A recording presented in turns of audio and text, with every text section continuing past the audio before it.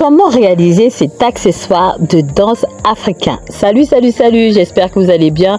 Bienvenue sur ma chaîne pour ceux qui viennent pour la première fois et qui ne me connaissent pas. Je suis Denise Diane, styliste, modéliste et décoratrice d'intérieur. Alors notre tutoriel, c'est pour confectionner cet accessoire de danse. Alors si ça t'intéresse, abonne-toi et on passe tout droit au générique.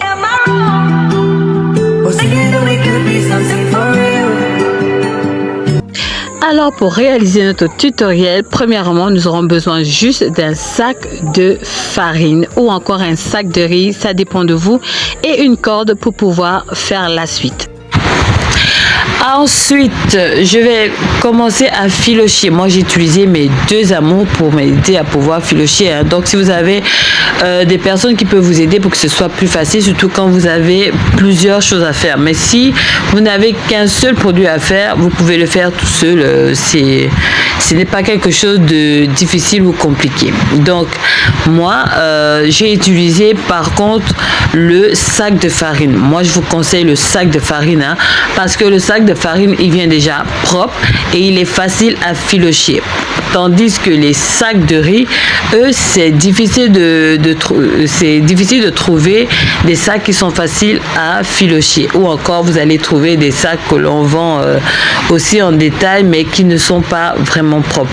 Donc après, je prends une portion, après avoir fini de filocher, je vais prendre une portion que je vais attacher sur la corde que j'ai coupée et ensuite attacher sur chaque poteau. Si vous avez des poteaux, c'est bien, mais moi j'ai utilisé tout simplement ma chaise que j'ai attaché le fil de la corde plutôt de chaque côté.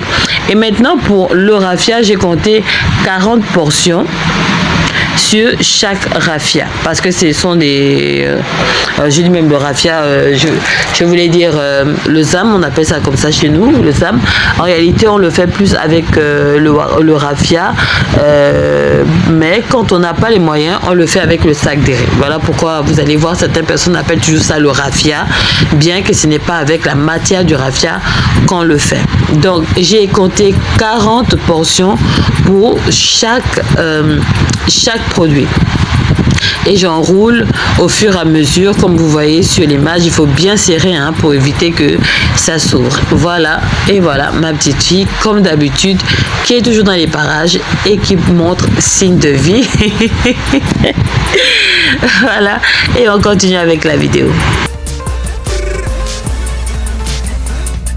Alors là, je vous montre encore comment je fais exactement étape par étape avec une image un peu plus grande. Voilà.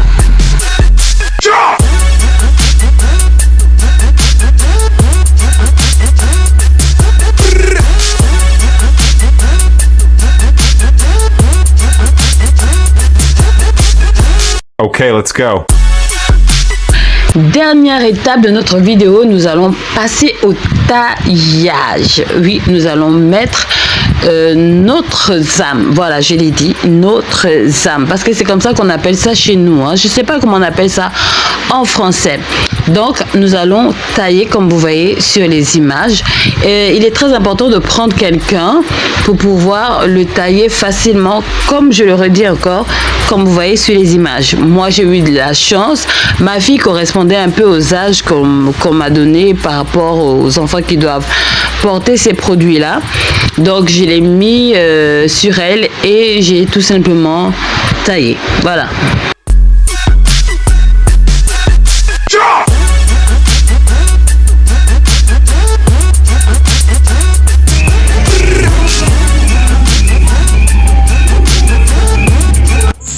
Alors, je tiens d'abord à remercier, oui, un grand merci à notre cliente fidèle qui est Pamela Charlène, qui a fait la commande du tutoriel que nous avons fait aujourd'hui.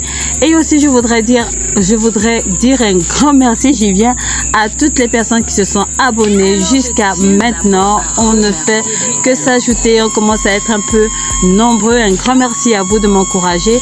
Alors, si cette vidéo vous a plu, n'oubliez pas de vous abonner, de liker, de laisser des petits commentaires et d'appuyer la cloche de notification. Moi, je vous dis au revoir pour un autre tutoriel. Mouah.